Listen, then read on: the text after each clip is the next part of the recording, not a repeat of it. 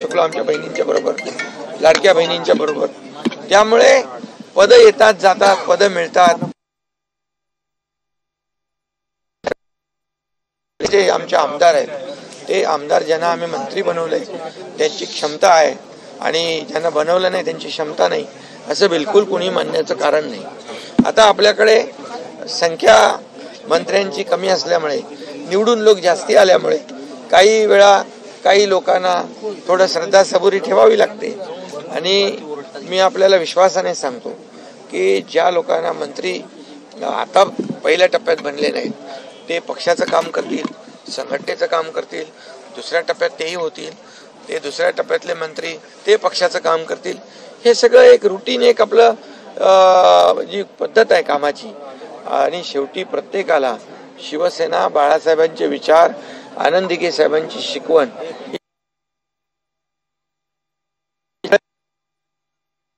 वर्षामध्ये किंबहुना त्याही पूर्वी गेले 5-10 वर्षापासून हे सर्व जे आमदार आहेत, कार्यकर्ते आहेत, एकनाथ शिंदे बरोबर फक्त पद आणि पदाचा संबंध नाही तर एक जीवाभावाचं नातं निर्माण झालेलं आहे। एक दुसऱ्याच्या सुखदुःखामध्ये आम्ही धावून जाणारे लोक आहोत। त्यामुळे एक परिवार आहे, एक कुटुंब आहे, त्यामुळे ते कधी विभक्त होऊ शकत नाही।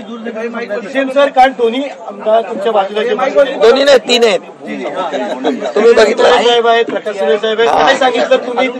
काही नाही। ते मला भेटले आज, बोले आता झालं त्यांचं 1-2 दिवस थोडस माणसाच्या मनामध्ये नाराजी असते, ती भावना असते, प्रत्येकाला भावना व्यक्त करता भावना, पण मग ते शेवटी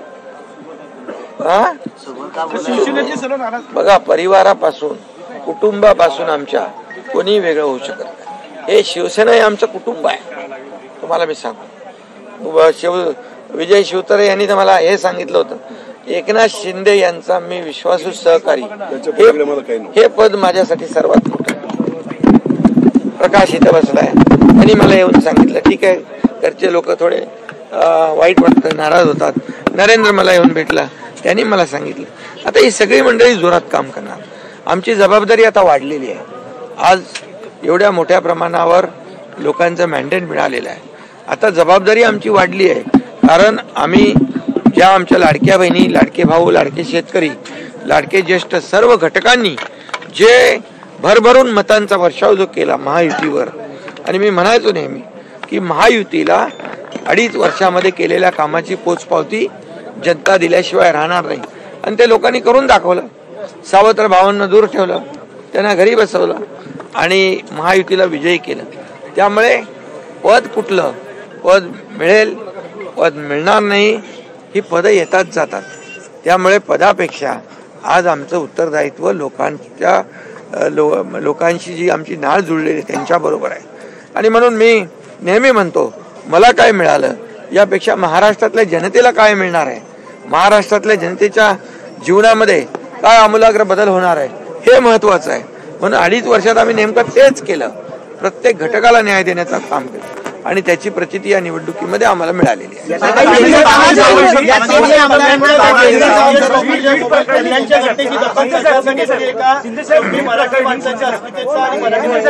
कल्याणच्या घटनेबाबत स्वतः खुद्द मुख्यमंत्री महोदयांनी सभागृहामध्ये निवेदन केलेलं आहे आणि संबंधित व्यक्तीवर कारवाई देखील केलेली आहे।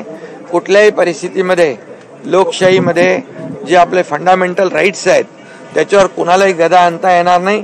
कुणी कसं राहावं आणि कुणी काय खावं या बाबतीमध्ये या महाराष्ट्रामध्ये मराठी माणसाची अस्मिता जपण्यासाठी शिवसेनेचा जन्म झाला। बाळासाहेबांनी शिवसेनेला जन्म दिला आणि शिवसेना सुरू झाली आणि तेव्हापासून मराठी माणूस ताटमानेने जगू लागला। त्याला मोठ्या कार्यालयांमध्ये, सरकारी कार्यालयांमध्ये नोकऱ्या मिळू लागल्या, त्याचा मान सन्मान वाढला आणि म्हणून या महाराष्ट्रामध्ये मराठी माणसाचा अपमान कुणालाही करता येणार नाही आणि या बाबतीमध्ये कुठलाही मुलाहिजा कोणाचा ठेवता येणार नाही। संबंधित घटनेवर सरकारने गांभीर्याने घेतलेला आहे। पुन्हा एकदा सांगतो मी, मुख्यमंत्री महोदयांनी सभागृहामध्ये या बाबतीमध्ये भाष्य केलंय आणि कारवाई देखील केलेली आहे. मराठी भाषेला अभिजात दर्जा देणारे हे महायुती सरकार आहे. राज ठाकरेंनी ट्विट केलेलं आहे की कल्याणच्या घटनेनंतर स्थानिक नेते स्थानिक लोकप्रतिनिधी तिथे फिरकले नाहीत. गांभीर अरे बाबा, त्यांचेही कार्यकर्ते गेले असतील, परंतु आमचे स्थानिक शिवसेनेचे पदाधिकारी अशा प्रकारच्या घटनेकडे गांभीर्याने पाहतात आणि अशा तात्काळ त्या ठिकाणी पोहोचतात. स्थानिक लोक शिवसैनिक त्या ठिकाणी पोहोचले. त्याची जी घटनेची गंभीर दखल आमच्या स्थानिक पातळीवरच्या लोकांनी देखील घेतली. मराठी भाषेला अभिजात दर्जा देणारे हे सरकार आहे. मराठी भाषिकांना येत्या काळामध्ये कशा प्रकारे न्याय हे अरे, मराठी भाषेला अभिजात दर्जा देण्याचं काम कोणी केलं?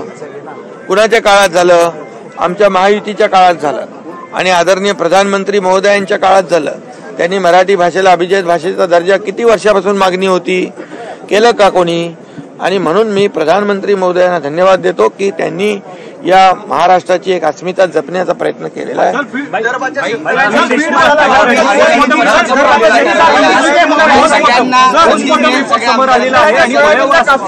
बिलकुल फॉर्म्युला ठरलाय आणि शिक्कामोर्तब झालाय. पोस्टमॉर्टम रिपोर्ट समोर आलेला आहे बीड देशमुख हत्या प्रकरणी, त्यावरती तुमचं त्या बाबतीमध्ये पण मुख्यमंत्री महोदयांनी सभागृहामध्ये सविस्तर उत्तर दिलंय, सविस्तर निवेदन केलेलं आहे. झालेली घटना अतिशय दुर्दैवी आहे. माणुसकीला